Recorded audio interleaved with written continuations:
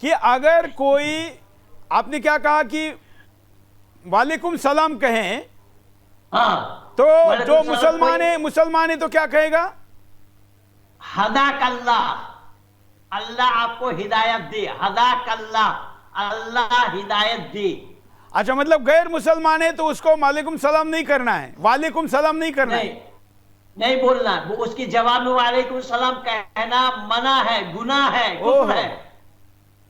یہ نئی بات ہے، تو یہ مطلب غیر مسلمانوں کے ساتھ یہ بھی نہیں کر سکتے۔ ذاکر نائک ایک بات کہتا تھا، میں پنڈت جی آپ سے تھوڑا کسی آیت کے ریفرنس سے سمجھنا چاہوں گا، حالانکہ اسی کارن میں نے اس کا پہلا ایپیسوڈ کیا، مجھے ہندو ہردے سمراٹ بالا صاحب ٹھاکرے جی نے اس ایپیسوڈ کو، اس سیریز کو کرنے کے لیے کہا تھا جب وہ تھے، اور انہوں نے کہا تھا کہ یہ ذاکر بڑے بڑے ممبئی میں جلسے کر رہا ہے اور گنپتی بھگوان ہیں یہ ثابت کر کے دکھاؤ تو پرساد کھاؤں گا، یہ کہتا ہے اور ہم کچھ نہیں کر پا رہے، ذرا اس کو ٹھوک دو۔ تو اس کے بعد ہم نے سیریز کی تھی، آپ بھی اس میں ہمارے ساتھ جڑے تھے۔ تو یہ غیر مسلمانوں کے متر تو بناؤ لابھ کے لیے، مطلب پورا متر بھی نہیں بنا سکتے، اور یہ بھگوان ثابت کرو تو پرساد کھاؤں گے، کیا ہے یہ متر بنانا؟ لا يتخذ المؤمنون الكافرين اولیاء من دون المؤمنین ومن يفعل ذلك فليس من الله في شيء الا ان تتقوا منه تقات ويحذركم الله نفسه والى الله المصير۔ ایک جگہ نہیں کئی جگہ بتایا ہے، یہ آیت میں نے آپ لوگوں کو سنایا، سورہ آل عمران آیت 28، کہ مسلمانوں کو چھوڑ کر کافروں کو دوست نہ بناؤ، دل سے اور زبان سے۔ اگر تم دوستی رکھتے ان کافروں سے تو میں اللہ تم سے دوستی نہیں رکھتا۔ یہ ہے قرآن، یہ ہے اللہ، یہ ہے اللہ کی دوستی۔ بالکل۔ اور لیکن ہاں بولیے، کنٹینیو کریے۔ میں یہ کہہ رہا ہوں چوہان صاحب، مجھے حیرانی اس بات سے ہے کہ اللہ کے یہ سارا حکم، سارا آدیش اسلام والے مان رہے ہیں، جہاں پر اللہ یہ بتا رہے ہیں کہ کافر کیا ہے، کہ نجس ہے، یعنی گندا ہے۔ تو گندا ہے، ان کو سزا دینا چاہیے، ان کو ماننا چاہیے، اور خانہ کعبہ کے پاس ان کو آنے مت دینا۔ تو یہ کام اللہ مسلمانوں سے کروا رہے ہیں، تو مسلمان یہ کیوں نہیں کہہ رہے ہیں آج اتنے ورشوں سے، 1400 سال سے اوپر ہو گیا ہے، کہ اے اللہ اس کام کو روکنے کے لیے آپ تو پریاپت ہے، اور آپ پریاپت ہونے کے ناطے آپ نے بہت سارے پیغمبروں کے ساتھ جن لوگوں نے کیا، ان لوگوں نے ڈوبویا، کہیں کچھ کیا، کہیں ایسا مارا، کہیں ویسا مارا، کہیں آکاش سے پتھر برسا کر کے مارے، کہیں پانی میں ڈبوئے۔ تو ہم مسلمانوں کا ہاتھ گندا کیوں کروانا چاہتے ہیں؟ آپ خود کریے اس کام کو، یہ کیوں نہیں کر رہے؟ یہ میرا سوال ہے۔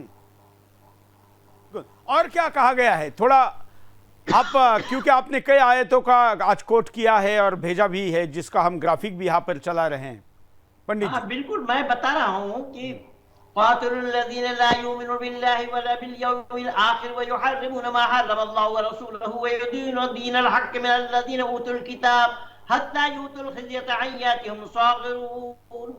سورہ توبہ آیت نمبر 29 میں اللہ نے بتایا کہ کتاب والے، یعنی جو یہودی اور نصرہ ہے، یہودی اور نصرہ یہ دو قوم کے لوگ تھے اس زمانے میں، ان کے لیے بھی کہا گیا ہے کہ جو اللہ پر ایمان رکھتے ہیں اور انتم دن پر اللہ اور اس کے رسول کے حرام ٹھہرائے چیز کو حرام نہیں سمجھتے، یعنی اللہ نے، اللہ کے رسول نے جس کو حرام کہا اس کو حرام نہیں ٹھہراتے اور حرام کو حلال سمجھتے ہیں، اور ستیہ دھرم کا انوپالن نہ کرتے ہیں، ان سے لڑو۔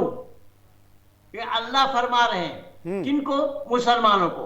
مسلمانوں کو کہہ رہے ہیں کہ تم لڑو ان سے، انہی کو ہی کافر کہا گیا جن سے لڑا جائے، تاکہ وہ ستہ سے بالکل باہر ہو جائے اور ستہ تمہارے ہاتھ میں آ جائے، اور ان سے جزیہ وصولو، جزیہ جو ٹیکس بھارت میں بھی کچھ شاسکوں نے جزیہ لگایا تھا اور دنیا کے کئی دیشوں میں لگایا جاتا ہے۔ تو غیر مسلمانوں کے دھارمک یاترا پہ جزیہ لگتا ہے یا کس پہ لگتا ہے؟ جزیہ کا کیا نیم ہے؟ جزیہ کا نیم یہ ہے کہ آپ टैक्स दीजिए तो रहिए इस मुस्लिम शासन में, अगर आप टैक्स नहीं देंगे तो फिर इस्लाम में कोई गुंजाइश नहीं, मौत के लिए तैयार है। अमरनाथ यात्रा पे जाते हैं तो एक तरीके से जजिया ही देना पड़ता है हिंदुस्तान में भी। बिल्कुल बिल्कुल। तो ये हमारी सरकार की भी कमी है, वो हज को जाएंगे उनको सब्सिडी देंगे ये, और हमारे लोग तीर्थ यात्रा पे जाएं तो उनको उनसे टैक्स वसूल है, ये गलत तरीका है।